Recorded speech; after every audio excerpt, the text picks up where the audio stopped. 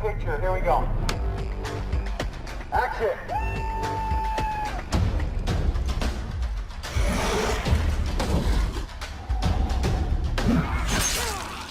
A big part of the story is the look, the makeup, the wardrobe. The style of the show was all developed from ground zero. We really wanted to create something that had never been seen before. I swear to God, the more we learn about this place, the less we know.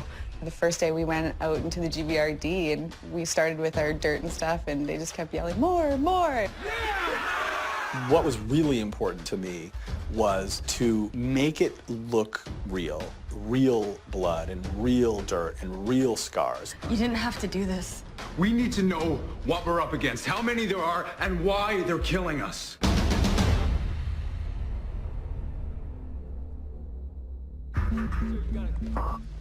On the Ark, there's people dressed in very utilitarian outfits, coveralls, work gloves, boots, very functional. The 100 kids, they came from the Ark, so most of their costumes started off very basic, but then we had to unify them somehow so that they would look like a clan. What was great about the flight jackets is that they were synthetic fabrics, and so it was nothing of the world that they were dropped into. Why send us down today after 97 years? What changed? Who cares? I'm just glad they did. So the 100 jackets would come to us as flight jackets here, brand new.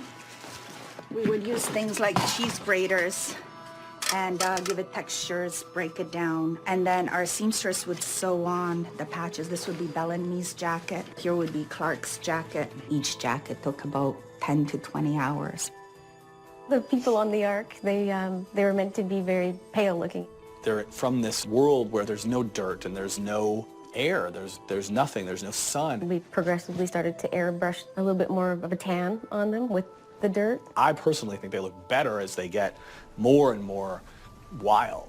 When you see them in the pilot and they look very beautiful and fresh in the sun, and then as the episodes go on, we added more dirt, more grinded into the skin, more realistic, like they have been digging holes. The actors are probably still trying to get the dirt out from underneath their nails. There are people here.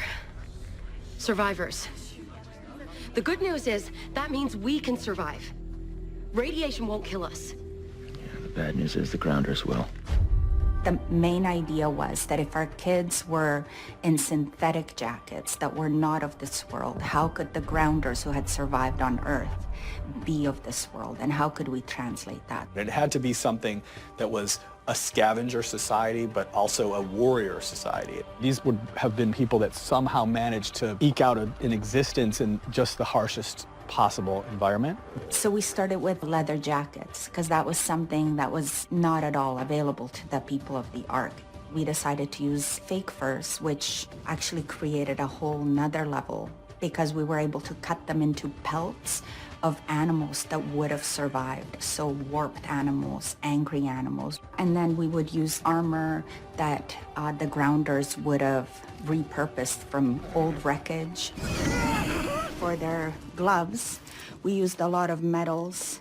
For the little girl, Triss, that is dying, she was 12 years old, so we used a bunch of razors on her weapon glove to really show the horror of a little girl being a warrior. Everything had to do with really becoming part of the environment that they lived in. Grounders in the trees. And so with a final battle, it's like the woods come alive at the kids, and that's exactly the feel that we wanted.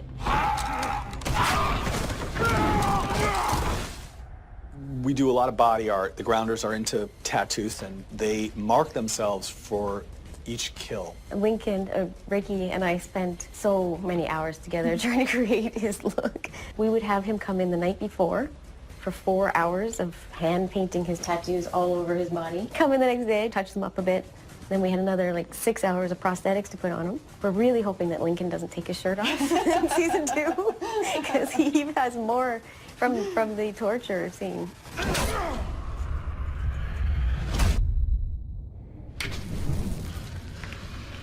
Reapers use these tunnels. What the hell's a Reaper? Pray you never find out. The Reapers are essentially inhuman. They were grounders at one time, and now they've gone totally animal. They're practically monsters. So when the Reapers got introduced, the ideas were that they should have felt like we had just stepped into hell. Here's our Reapers, very much a fiery, demon-like color palette. We used a lot bigger spikes with them, a lot of metal and chain. The padding itself is from football gear. Each one is completely unique and hand-done, hand-braided with a different burlap and fake furs. The Reapers actually make me wonder who I am. Who are we? How did we create such a creepy, creepy monster? Jason wanted skin manipulation and some of the piercings and tattoos, and so came up with a genius idea of putting bald caps over top of all the skin manipulation so it looks like it's coming through the skin. At the end of the day, we kind of just looked at them and went, ugh, this looks awesome.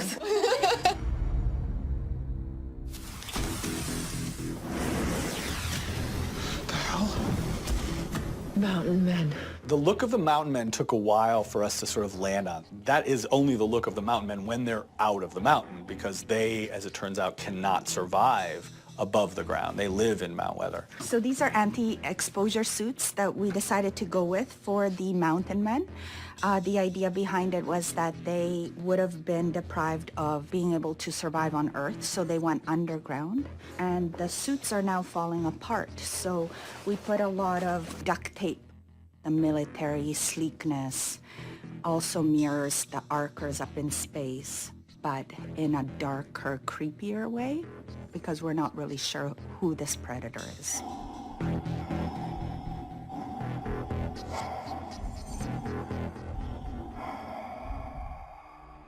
My number one challenge was really keeping up with Jason Rothenberg's brain and imagination.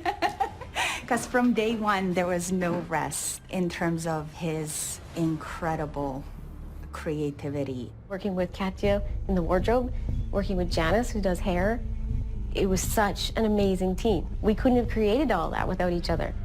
Jason and all the creators put so much effort into making people believe that this is what happens when you put 100 delinquents on the ground, and the makeup and the hair and the costumes and all the production design, everything that goes with it just brings that whole vision together.